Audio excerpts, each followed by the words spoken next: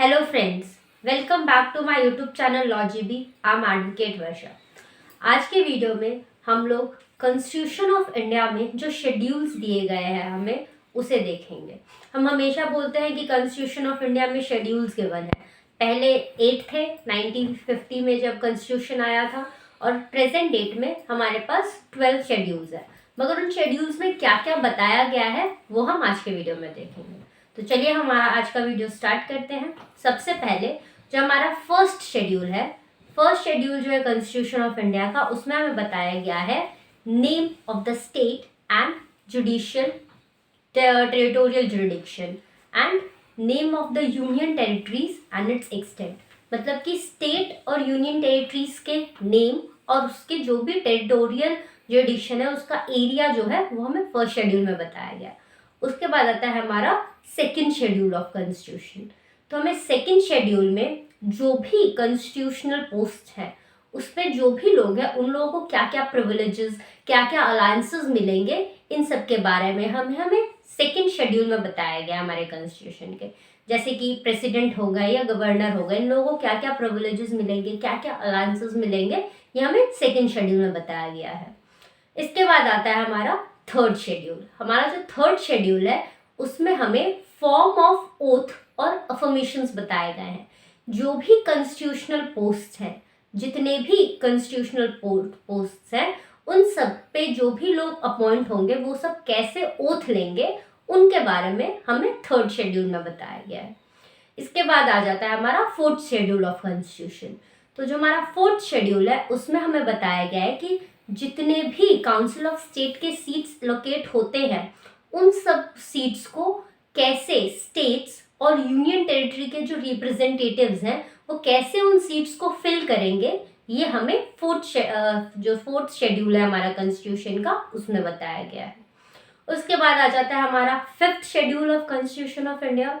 तो fifth schedule में हमें ट्राइबल एरियाज के बारे में बताया गया है। अब ये ट्राइबल एरियाज कहाँ के, तो 10 स्टेट्स जो है हमारे, जिसमें कि हमारे आ जाते हैं Arunachal Pradesh, then Telangana, then Gujarat, then Himachal Pradesh, Jharkhand, Chhattisgarh, then Madhya Pradesh, Maharashtra, Orissa and Rajasthan. ये जो हमारे 10 स्टेट्स हैं, इन स्टेट्स में जो ट्राइबल एरियाज हैं उनके बारे में हमें बताया गया है, और वहाँ पे उनके राइट्स के बारे में हमें फिफ्थ शेड्यूल में बताया गया है।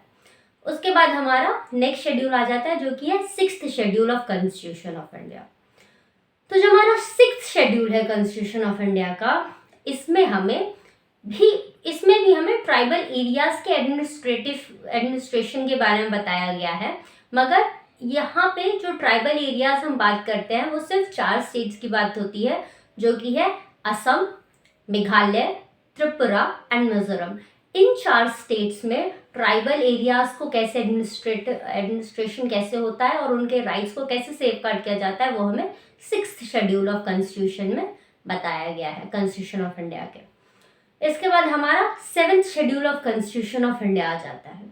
तो 7th शेड्यूल में हमें बताया गया है कि जो भी allocation of powers and function of state और यूनियन के बीच में जो भी पावर और फंक्शंस का एलोकेशन होता है वो 7th शेड्यूल में दिया गया है। तो कैसे होगा, 7th शेड्यूल में हमें 3 लिस्ट दी गई है, union list, state list and concurrent list.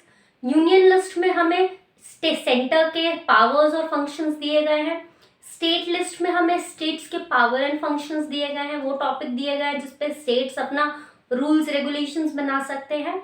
वहीं कंकरेंट लिस्ट में कुछ ऐसे टॉपिक्स दिए गए हैं जिसपे यूनियन एंड स्टेट, सेंटर और स्टेट दोनों अपने हिसाब से रूल्स बना सकता है।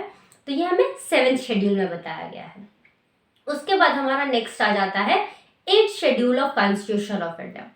8th शेड्यूल में हमें जो है ऑफिशियल लैंग्वेज जो है इंडिया के जितने भी इंडिया में तो बहुत सारे लैंग्वेजेस है, मगर जितने जो इम्पोर्टेंट ऑफिशियल लैंग्वेजेस का जिन्हें बोला गया है, जो ऑफिशियल लैंग्वेजेस है वो हमें 8th शेड्यूल में दिया गया, और इसमें टोटल 22 लैंग्वेजेस को ऑफिशियल लैंग्वेज बोला गया है जो कि 8th शेड्यूल में गिवन है। तो ये 8th शेड्यूल तक हमें 1950 में जब कॉन्स्टिट्यूशन ऑफ इंडिया आया था 26 जनवरी 1950 को, तभी दे दिया गया था। फिर आया था हमारा 9th शेड्यूल जो कि 18 जून 1951 को लाया गया था और इसमें जमींदारी को एबॉलिश किया गया था। ठीक है, तो 9th शेड्यूल में एबोलिशन ऑफ जमींदारी था जो कि 1951 में आया था। इसके बाद आता है हमारा 10th schedule of constitution of India. 10th schedule में disqualification on the ground of defection, जो भी member of either house of parliament हो या फिर member of either house of state legislatives हो, कोई भी मेंबर्स को अगर disqualification on the ground of defections होना है तो वो 10th शेड्यूल में उसका प्रोसीजर दिया हुआ है। उसके बारे में 10th schedule of constitution of India में बात की गई है। उसके बाद हमारा आ जाता है 11th शेड्यूल। तो 11th शेड्यूल ऑफ कॉन्स्टिट्यूशन में हमें बताया गया है power, authorities and responsibilities of panchayat. Panchayat के जो भी पावर्स, अथॉरिटीज और रिस्पॉन्सिबिलिटीज है वो हमें 11th शेड्यूल में बताया गया है। और ये 11th शेड्यूल आया कब था? तो ये 73rd अमेंडमेंट जब 1992 में आया था, 1992 में, तब हमारा ये 11th शेड्यूल लाया गया था। इसके बाद हमारा जो लास्ट शेड्यूल है हमारे कॉन्स्टिट्यूशन ऑफ इंडिया का, जो कि है 12th शेड्यूल। तो 12th शेड्यूल में हमें बताया गया है power, authorities and responsibilities of municipalities. Municipalities के पावर, अथॉरिटीज और रिस्पॉन्सिबिलिटी के बारे में हमें 12th शेड्यूल में बताया गया है। और ये वाला जो 12th शेड्यूल है हमारा, वो कॉन्स्टिट्यूशन में 74th अमेंडमेंट जब हमारा आया था 1992 में ही, उस वक्त इसे हमारे कॉन्स्टिट्यूशन में ऐड किया गया था। तो अगर आज का वीडियो आपको थोड़ा सा भी इंफॉर्मेटिव लगा हो तो प्लीज़ मेरे चैनल को ज़रूर सब्सक्राइब कीजिए, प्लीज़ लाइक कीजिए, शेयर कीजिए। Thank you.